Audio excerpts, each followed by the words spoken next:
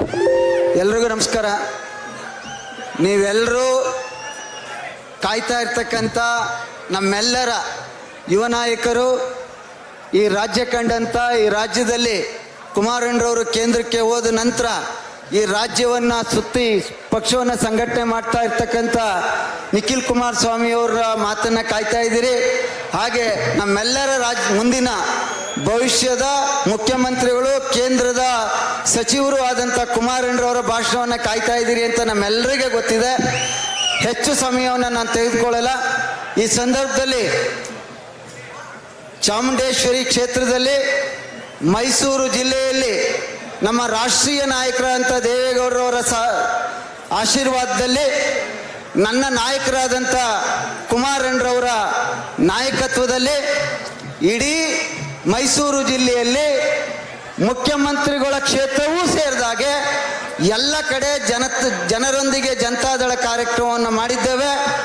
ಇವತ್ತು ಚಾಮುಂಡೇಶ್ವರಿ ಕ್ಷೇತ್ರಕ್ಕೆ ತಾಯಿಯ ಚಾಮುಂಡೇಶ್ವರಿಯ ಕೃಪೆ ಮತ್ತು ತಾಯಿ ಚಾಮುಂಡೇಶ್ವರಿಯ ಬಗ್ಗೆ ಅಪಾರವಾದ ಗೌರವ, ಪ್ರೀತಿ ಮತ್ತು ನಂಬಿಕೆ ಇಟ್ಕೊಂಡಿರ್ತಕ್ಕಂಥ ದೇವೇಗೌಡರು ಸಾಹೇಬ್ರವರ ಕುಟುಂಬ ಇವತ್ತು ಇಲ್ಲಿ ಏನು ಮೈಸೂರು ಜಿಲ್ಲೆಯ ಸಭೆಯಲ್ಲಿ ಕುಮಾರಣ್ಣರವರೇ ಬರಬೇಕು ಅಂತೇಳಿ ನಾನು, ಹರೀಶ್ ಗೌಡರು, ಅಶ್ವಿನ್ರವರು, ಮಾದೇವಣ್ಣರವರು, ಅಭಿಷೇಕ್ರವರು, ವಿವೇಕಾನಂದರವರು ಮತ್ತು ಎಲ್ಲ ಜಿಲ್ಲೆಯ ನಾಯಕರುಗಳು ಮನವಿಯನ್ನು ಮಾಡಿದ್ವಿ.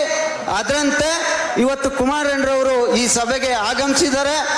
ಈ ರಾಜ್ಯದಲ್ಲಿ ನಾನಿರಲಿ, ಹರೀಶ್ ಇರಲಿ, ಅಶ್ವಿನ್ ಇಲ್ಲದೆ ಇರಲಿ, ರಾಜ್ಯದಲ್ಲಿ ಜನತಾದಳ ಕಾರ್ಯಕರ್ತರು, ನಿಷ್ಠಾವಂತ ತಾಯಂದರು, ಸುಭದ್ರವಾದಂಥ ಶಕ್ತಿ ಇರ್ತಕ್ಕಂಥ ಕಾರ್ಯಕರ್ತರು ಯಾವತ್ತೂ ಕೂಡ ಕುಮಾರಣ್ಣರವ್ರ ಜೊತೆ, ದೇವೇಗೌಡ ಸಾಹೇಬ್ರ ಜೊತೆ ಮತ್ತೆ ನಿಖಿಲ್ ಕುಮಾರಸ್ವಾಮಿರವ್ರ ಜೊತೆ ಯಾವತ್ತೂ ಕೂಡ ಕಂಕಣಬದ್ಧವಾಗಿ ಇರ್ತೇವೆ ಎನ್ನುವಂಥ ಒಂದು ಶಕ್ತಿಯನ್ನು ಚಾಮುಂಡೇಶ್ವರಿಯಿಂದ ಇಡೀ ಕರ್ನಾಟಕ ರಾಜ್ಯಕ್ಕೆ ತೋರಿಸಿದ್ದೀರಿ.